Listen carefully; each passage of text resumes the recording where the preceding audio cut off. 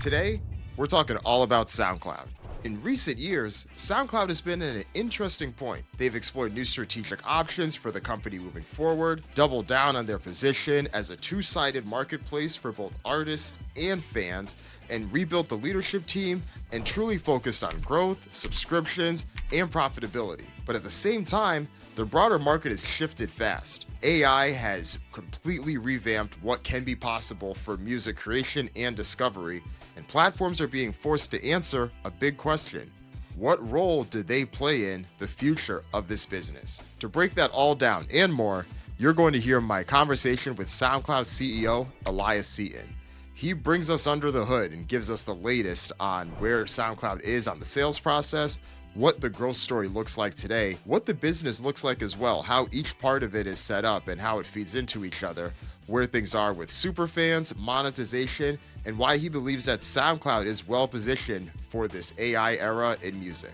This is a great talk, and I hope you enjoy it as much as we did. Here's my conversation with Eliah.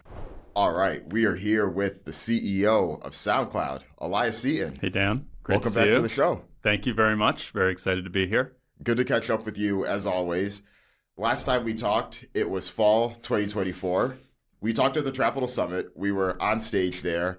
And I remember one of the big topics we had talked about was the news at the beginning of the year, where Sky News reported that SoundCloud's investors were exploring a potential sale for the company. We talked a little bit about that then, but it'd be great to catch up and hear the latest. How's that process been? Awesome. So yes, over 2 years ago, there was news that we were going out to test the market and explore potential new capital partner or partners. And by the end of 2024, we pretty much put away that process. It was extraordinarily valuable for us. First and foremost, it was an opportunity to really test our story.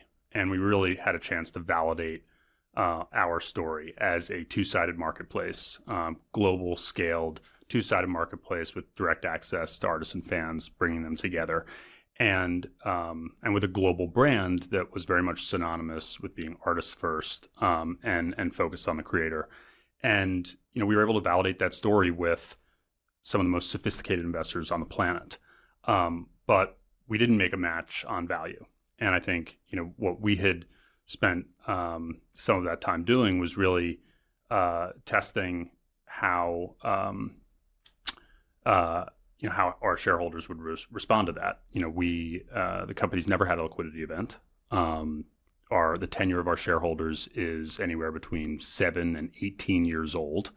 And ultimately, as we have rebuilt and revitalized the business, I think our shareholders have built more and more conviction. Now, in the meantime, what it did was it really allowed us to double down on that validated story, that compelling story. And that's primarily what we've spent the last 18 months doing. And I think of that in 3 M's in terms of how the last 18 months have transpired. The metrics, our management team, and the market. So with regard to the metrics, our entire operating business, pretty much everything is up and to the right. So fan subscriptions up and to the right, record fan subscriptions, our creator subscriptions up and to the right, record creator subscriptions, revenues are growing nicely, margins as well, and we're cash flow generative, which is very freeing for the business. It's also obviously led to really increased conviction among our shareholders and obviously the team.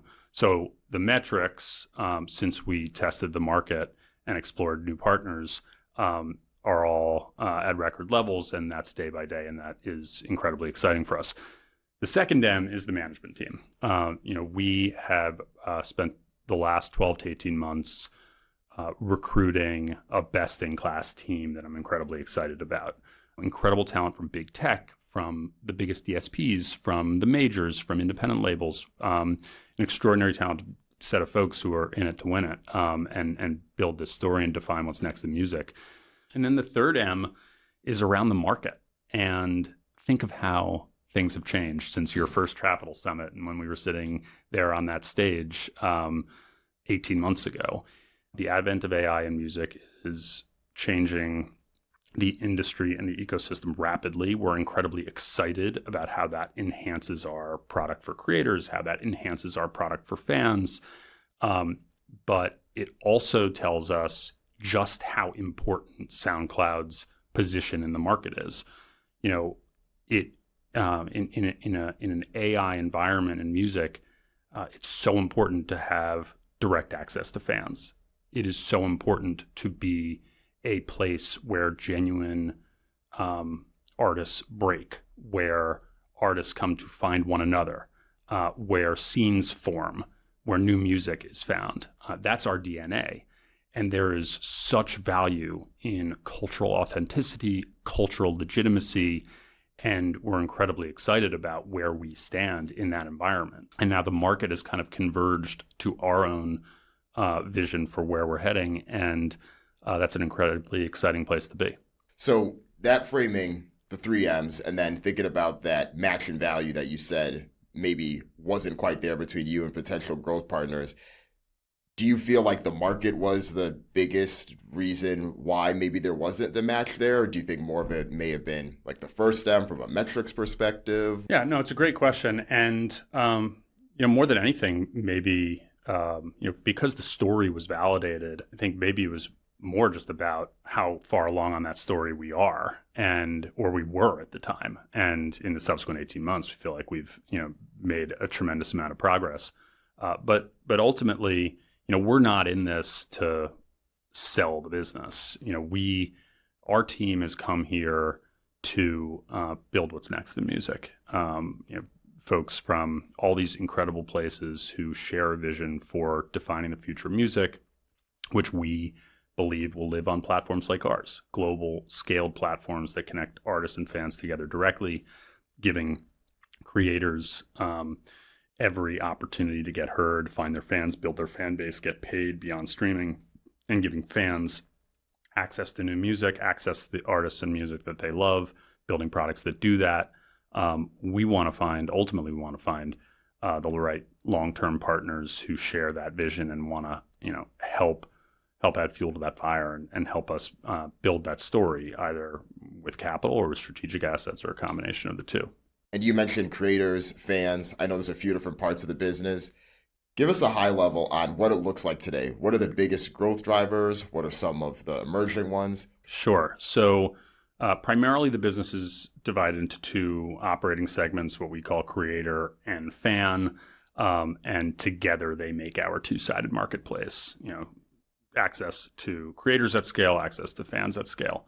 So the fan business is well over 400 million tracks. I'm not sure what we publicly communicate on this. I think we're now well past 450 million tracks on the platform. It's the largest catalog of music on the planet. The business model itself on the fan side looks like a DSP. So there's an ad tier, and then there are two paid subscription tiers, what we call Go and Go Plus. Go is all the UGC content, some of the major label and independent label content, and it's ad free. And then Go Plus is kind of the traditional standard streaming service that you would find elsewhere as well. Subscribers on the fan side have been growing rapidly. It's a very significant growth area for us. Anybody who studies this space knows what the margins of streaming business look like in music. So that is not the biggest margin driver for the business, but it is certainly a helpful top line growth driver. We are monetizing in 20 markets, but we have organic usage in 193 markets. So this is very much a global brand and global usage, but not yet a global business. That's a major opportunity for us. 85% of the listening time is against that UGC content. So when you think about it, folks are really coming to find something that they aren't finding anywhere else. About half of our fans would be defined by media as super fans. They're spending 3, 4, 5 times as much time on music, as much money on music as an average fan.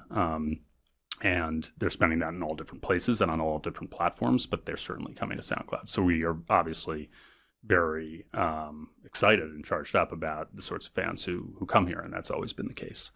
And then the other side of that two-sided marketplace is our creator business. And this is millions of artists who come to the platform to experiment and test their music, upload their music, begin to find their fans, engage with that fan base, and then start to monetize that fan base. And obviously, there's a free product there with a certain amount of storage and quota, and access to certain products, tools, and services, and then 2 subscription tiers beyond that, where you start to access the more kind of granular tools to find that fan base and build that fan base. Very important to that is a set of AI tools that underpin our get heard strategy. So we know from all the audience research we do that the most important thing for a creator is to find their fans and build their fan base. And we want to use our AI tools to help them do that. So we know everything there is to know about that track that's just been uploaded. And we know everything there is to know about fan engagement on the platform, what people are listening to, what they save, what they skip, what they comment on, what they repost and like, etc. And we match them together. So we will find a subscribing creator their first fans. And that's literally what the product is called, first fans. Make it simple. And that's a really important way that we harness AI to give creators that thing that they need the most. And then from there, the creator product is really about sometimes leveraging third-party partners, what we call our member benefits program, where you get $2,500 worth of value and discounts and subscription trials to lots of different tools that help you actually make your music. And there are a lot of great AI partners in that part of our business. And then in terms of finding your fans and engaging your fan base, building the right insights and tools around harnessing that fandom and knowing who's who, seeing who your top fans are, being able to access them directly. Just this past week, we launched exclusive releases for followers. So Chris Stussy was he's a Dutch DJ who's been very prominent on the platform, incredible artist. He's garnered thousands and thousands of new followers on the platform because he released his new music directly to followers on the platform. And then obviously to be able to distribute your music to other platforms beyond just SoundCloud once you're ready for that as a paying subscriber. That is certainly a tool that is important for any artist who's looking to really build their career and then to start to get paid. Taken together, the creator and the fan businesses, both of them with really profitable economics around them and growing quite nicely. They then form the foundation for what we really believe are the transformational opportunities. And that's when it comes to fan monetization and monetizing the engagement between artists and fans, which is so much part of our DNA. Got it. You had also mentioned the superfan opportunity, but I feel like you all sit at an interesting and unique vantage point, just given the listener behavior and the type of customer user that is on the platform. And I wonder, is there anything that you all are doing that's a bit more unique or different or even insightful that you think could lay the groundwork for, okay, this is what it could look like? Absolutely. Let's start there. As a starting point, I feel like we've got a great advantage, a great head start. The connection between artists and fans and their engagement beyond just listening to music is part of our founding mission. It's what the company was really founded to do. Our founders were really ahead of their time 18 years ago in starting to build that. I think now that streaming has saturated the world, it actually puts that promise very much right at the center. And certainly last year was the topic of Lucian's annual letter to staff around super fandom, and you see it being so much more part of the common parlance. One of the things that I think we've learned is there's not going to be a one-stop shop for super fandom. I don't think there's going to be one store, one marketplace, and that I think probably creates an opportunity for us. Either which way, here's how we think about it. We've got a creator who's come and they've uploaded a track and they've started to find their fans, leveraging AI tools to find fans who are likely going to engage with their music. And then they can start to access products, tools, and services to engage with that fan base a bit more, and make that fan base part of their followership, and then start to give them exclusive content or access to early ticket sales. They can then open up commercial opportunities, such as access to merch sales or vinyl sales. They can open up fan support, which is effectively tipping in exchange for acknowledgement from that artist, and they can start to put dollars on top of those kind of traditional forms of engagement on the platform. I think we already see that in monetizing fandom, this lives in different segments all over the industry. It lives in social, there's a D2C element, there's music creation and turning your fans into creators. I think there are probably 4, 5, 6 different segments where fan monetization is starting to live. And I think what we want to be able to do is build products that work for all different kinds of artists, because for a DJ on the platform, they're going to want a certain way of engaging with their fans and monetizing their fandom that might look very, very different from an artist who's coming out of the DMV scene. And what we can do as a technological platform is create products that match each of those different kinds of scenes and genres and kinds of artists. But ultimately, I think fandom and super fandom is going to be accessible in lots of different places. What I like about where we stand is that the engagement between artists and fans is the core use case. It's why people come to SoundCloud to begin with. It's just part of the DNA of the place, starting with commenting on a track and reposting and liking and sharing and being part of a fan community and scene formation. We've tested a bunch of different things, and we're going to continue to, and I'm loath to anchor to any one specific strategy. But for us, what we want to do is make our creator subscription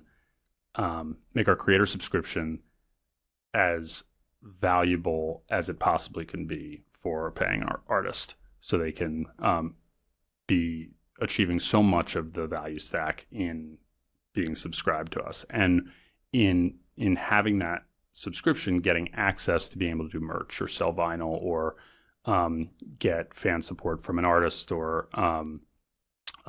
sell exclusive content to artists who follow them or distribute to other platforms. We're less concerned about the transaction that follows. We'd rather focus on building that value in the subscription, and then let the artist keep 100% of the economics for each of those transactions. You sell a t-shirt, keep 100%. You distribute your music to all the other DSPs, you keep 100%. You get fan support from artists who you find on the platform, keep 100%. As we think about the future, I'm more oriented toward that, because I think that will strengthen our relationship with artists. You earn it, you keep it, as long as you're a paying subscriber on our platform, because we have a business to run too. You said you tested a few things here.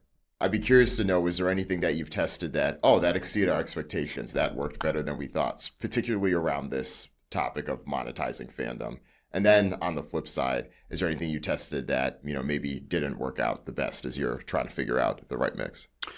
Pure tipping, I think, is it seems easy, and maybe the instinct is that would work because fans want to support artists, and artists, especially artists who are getting their start, need that support financially.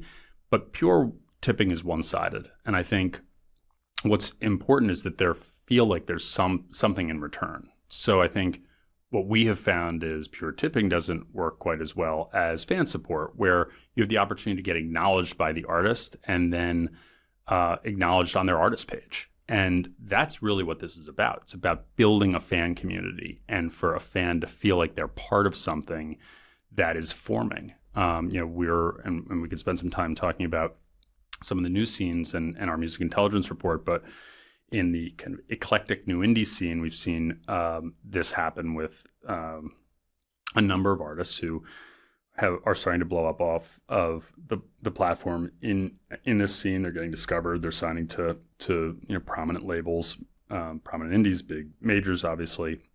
And I think what we're seeing is that real fandom and fan communities are forming around them. And just as important as it is to identify the talent coming out of those scenes, it's just as important to identify the fans who are forming those scenes. So when we think about fan support, it's not just about getting a fan to drop a couple bucks in an artist's pocket. It's about forming, planting the seeds for real scene formation. And that's what's ultimately going to drive the future scenes that are defining what's next in music and really move culture forward. And I think tipping as well can just be very oriented to certain cultures, certain parts of the world where that type of relationship is so much more common than how it may be in other places. Yeah. And I think, eventually thinking longer term where this is heading is a more gamified environment where you have the sort of commerce we're talking about is more micro transactions, more in-app purchasing, and it is much easier to be spending a few SoundCloud pennies at a time on a certain thing, like a virtual T-shirt on your avatar. And in that respect, I think some of these transactional dynamics might change. But in the world we're living in today, I think you're absolutely right, and really finding ways for artists to easily use these tools and for fans to easily know about them and access them. That's the name of the game for us right now. Let's switch gears a bit. Let's talk about AI. What's SoundCloud's stance right now on AI? What does that balance look like for you all? Well, first and foremost, we're artists first. It's part of our DNA, and we are always going to stick by that. That's always going to kind of be the central anchor. And what does that mean for us? We ensure that through content identification, we're obviously tracking what the content on the platform looks like, and any infringing content or anything that trips trust and safety guardrails is immediately off the platform, and we're very focused on that. And that's all in an effort to protect human artistry and the folks who are doing this right. And also building tools like a no AI tag so that if an artist is making music without using AI tools, like they can make that prominent and have a badge around that. And a fan who's interested in creating a playlist of only that kind of music will be able to do that. We want to make sure all those tools are available, all with an eye toward being artist first. Obviously, we are never going to train an LLM on artist content on the platform. Like, we are focused on using AI to enhance the artist experience and the artist product, make their journey easier, give them more control, more access to tools that let them take that journey and with us, and AI products that enhance the fan experience. And that we're incredibly excited about. So some of that exists on the platform today. I talked about the Get Heard strategy and that first fans product. Like, we use AI tools to understand a new artist on the platform, their new music, and the fans who might like it based on those fans' consumption patterns. That is an AI-enabled tool that allows us to put an artist and their new music in front of their first fans. And then after that, assuming that works, we find them their next fans. So you go from your first 1,000 to your 10,000 and beyond using these AI tools. That is harnessing AI to empower artists to really be able to do it. In terms of music creation, partnering with ethically trained generative AI companies to help bridge the gap between the creation tools capabilities of those third-party partners as part of our member benefits program, and bring those artists and that music to SoundCloud to find their fans and take their next step. Really critical thing for us to do. But again, it's always with being artist first, very much central. And now when I think about what's coming next for creators, we're excited about what AI can do given that kind of core use case for a creator. Creators have come to SoundCloud forever to experiment. It's like, I'm going to send this private link to my collaborators and my friends and family and test it out. I'm going to drop this single that's not yet ready for the rest of the world. I'm going to solicit some fan feedback.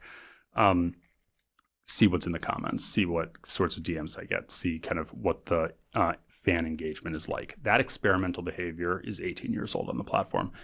And now when you think about how AI can enhance that experience, that's incredibly exciting for what's coming next for us. So you can imagine an AI producer, an AI coach, an AI co-manager who can help an artist test out that single or iterate on that track or get immediate feedback from fans who are, forming around that scene, who can help generate assets, who can do so much of the work. There's so much that artists have to do beyond just the actual creation of the music, which is their central love and passion.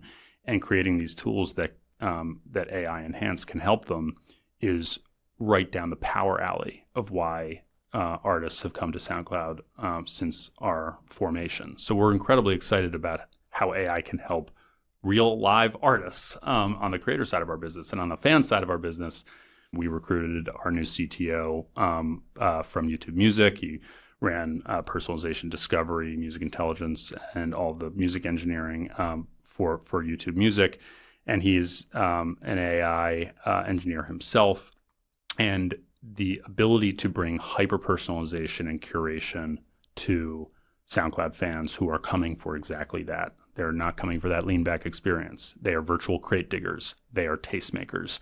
And AI can enhance that product and that core use case, and revitalizing our home on the app to ensure, it's already home. Every SoundCloud user has a different home based on what you're listening to, but to have that AI enhanced curation and personalization based on what you're listening to, what you're skipping, what you're saving, what you're engaging with, your profile on the platform.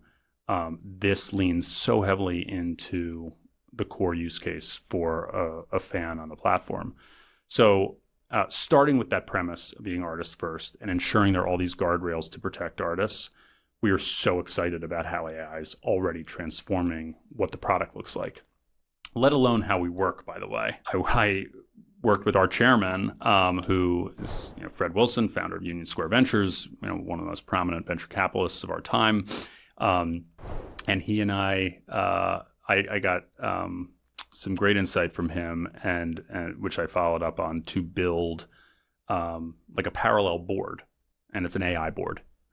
So I've got my incredible board of shareholders that Fred chairs, and they're awesome, and they've got great conviction about what we're doing and incredibly supportive about where we are as a business, all of that. And then I've got this AI board, and I've trained a model on the writings and readings and speeches and thinking and careers of a lot of really prominent people who make up my dream board. And those people include some really incredible artists, Kendrick Lamar and Billie Eilish. Those people include some incredibly successful recording executives like Lucian Grange. Those people include tech executives who have been founders and CEOs of adjacent companies like Figma or Canva, or businesses that have grappled with a lot of these dynamics that we're grappling with. This AI board includes some of the most prominent AI executives on the planet, and it includes some creators whose names you might not know. And that is free of charge. But what I can do is I can test decisions we're going to make and thinking around product features and positioning around the brand or new markets to go into or different ways of thinking about fan monetization tools. And that's a whole new resource I get to leverage these incredible, brilliant minds who would be very expensive to go get access to, but I can harness them myself. We just wrapped 6 weeks of AI coding weeks where our half our staff are eng folks, and they have completely ramped what they are able to do to leverage AI tools to ship faster and to play with new ways of developing features and advancing the product. This is so rapidly changing. We're bringing those coding weeks now to our whole staff because we want everybody on our legal team and our people team and our music team and our marketing teams, everybody to be using these tools. If we've got everybody doing this, people's productivity can be 10x. And it's an incredibly exciting moment. 2025 was a year of significant investment for us. We hired more people than we'd hired in a generation, really upskilling the talent pool at the company. And that was an incredibly important moment of investment for us. And now, especially using these AI tools and harnessing all of that talent, we're really focused on delivery and a culture of delivery and performance and growth. And if we get that right, I think we're going to be able to provide an even better product for our artists, an even better product for our fans, and help define what that future looks like. Let's go back to the AI board piece. Fascinating. Thought you might like that. Let's say hypothetically, there is XYZ PE firm that wants to make a strategic investment in SoundCloud. And you have a conversation with human board member Fred Wilson. You have a conversation with the AI version of Billie Eilish and Lucian Grange. Do you find that those opinions tend to be aligned with what you would expect from knowing some of those people and having conversations with them? Does the human Fred Wilson take precedence because it is the human as opposed to? I'm curious how you navigate. Yeah, I mean, one of the beauties of that AI board is when I built it, I was able to build it with this really 360-degree set of minds on it. So there are folks who've founded creator platforms. There are folks who build major consumer brands. There are folks who built international companies. There are folks who've been more focused in the U.S. markets. There are incumbents from a label perspective, big DSP perspective, AI perspective, disruptor perspective, all of it, and it's just informative. I can put a decision node in there and see the kind of crystallization of all those perspectives, and it just informs what we do. It will never decide what we do.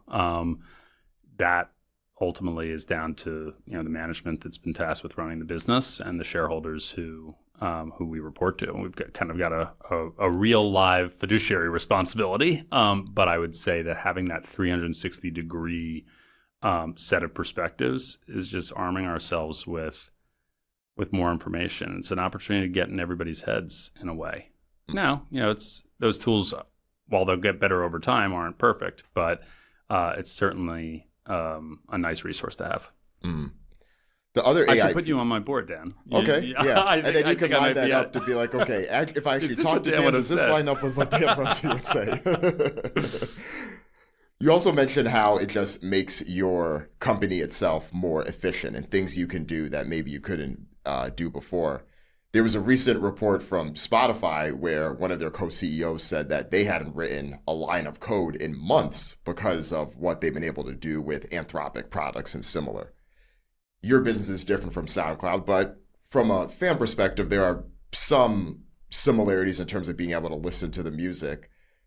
What does that look like for you on the product side? Have you written, not you specifically, but as your product and engineering teams written less code than they may have in the past because of what they could do with these tools? And it's all about, and just to ensure that all the listeners are on the same page, it's about, there's a tremendous amount of code being written. It's just being written by agentic AI software. And we similarly are doing these sorts of things now. And I think that's a, major part of why recruiting our CTO last fall over from YouTube was so important for us, somebody who could very credibly lead this transformation for us. And it's amazing how rapidly that is happening and how rapidly that's moving for us. And so some of that absolutely internally, and being able to kind of work 10 times faster, allow engineers to really think more holistically and more strategically rather than just simply writing the code. Different kinds of engineers, more kind of analog engineers, have never had to actually solder the wires together. They developed the architecture, and that's what engineering meant. And then somebody else did the soldering. Why necessarily should software engineers have to also be writing the code? It's a huge unlock to be able to have agentic AI do that code writing so that the software engineers can be thinking about more strategically about that product. It's massive. And then there are also the opportunities around third-party partners. And I think, for us, we've been really focused on, as we've been rebuilding the business these last 18 months and getting so much cleaned up and setting that healthy foundation, customer service is on that list. And, we have a third-party partner that is helping us to reset how we respond to tickets, especially on the creator side. So I think that is going to be a major change across the next 3-6 months now that we're leveraging more of these AI tools. Actually, somebody who's not on our Eng team just did a demo 2 days ago around having built an AI tool that allows us to monitor Reddit sentiment among our creators, be able to respond to that sentiment in real time, and surface concerns that people have, whether it's bugs on the platform or other things going on. That's the sort of stuff that gets unlocked here. So if you're a creator who had to wait a day to have something responded to, or, God forbid, days and weeks, this is a way that AI is going to enhance that product and experience, because you should be getting a response in real time and with a very good success rate. So incredibly excited by the exponential impact, again, for the purpose of serving our artists and serving our fans. One thing to close things out, whenever you and I talk, whether it's on record or off record, you're always good for having the big predictions on where things are going. Insightful, though. You're always on point. So what's your big prediction? You always have one for us. So, yeah, where do you think things are going? I appreciate that. Yeah, I think it was now several years back that we had dinner on the Lower East Side, and we were making predictions about the future. We talked a bit about fandom and fan monetization at the time. And if I remember yours specifically, you talked about AI, and at that point, there wasn't as much talk about the amount of tracks that are released on streaming as there are today. But you said something about how there's so many reports about 100,000 tracks being uploaded daily, or however many the number was at the time. And you said once these AI tools kick off, that number is going to seem infantile compared to where things are going. And every head around the room was like, yes, like that makes complete sense. Like, that was spot on. Well, so we've seen that happen. Yeah, definitely. So as I think about the question, maybe three things come to mind. One is AI generally is exponential in nature. And I think, the human mind is kind of evolved to think more linearly. And when you think back to the pandemic, people couldn't appreciate the pandemic would be asymptotic in its growth.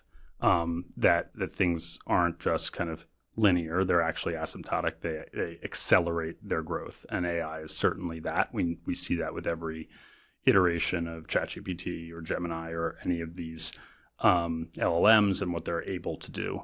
So as I think out to the next 12 to 24 months, that will be the case across every vertical, across every industry, across every ecosystem.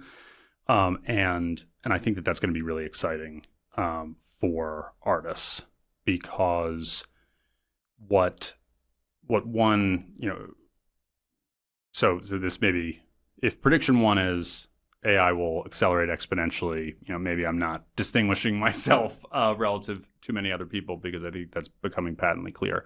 My, maybe prediction number two would be, we're increasingly seeing, especially with Gen Z and young Gen Z, this nostalgia for something real life. So this nostalgia for older brands, not necessarily analog, but sometimes analog. But ultimately, I think we're going to be living in two different worlds. One is this hyper technologically advanced environment where where AI does so much for us, and we can do so much with AI. And then in this other world where we just crave real live experiences. And both of those dynamics, I think, really benefit music and artists, because artists will be able to do so much more with AI and with the tools and capabilities, but they will also be in a medium and creating content, and they themselves they'll be craved for. by fans who seek to be part of a scene and part of a community and have a real life experience engaging with artists and artistry and music that they love. So that trend toward nostalgia is not going to replace or even interfere with the advancement of AI. I think it's going to live side by side, and I think that that's going to be really powerful for music and for artists. And then maybe my third prediction will kind of come back to this notion of super fandom and fan monetization, which is I think there's going to be fragmentation. I don't think there's going to be a one-stop shop.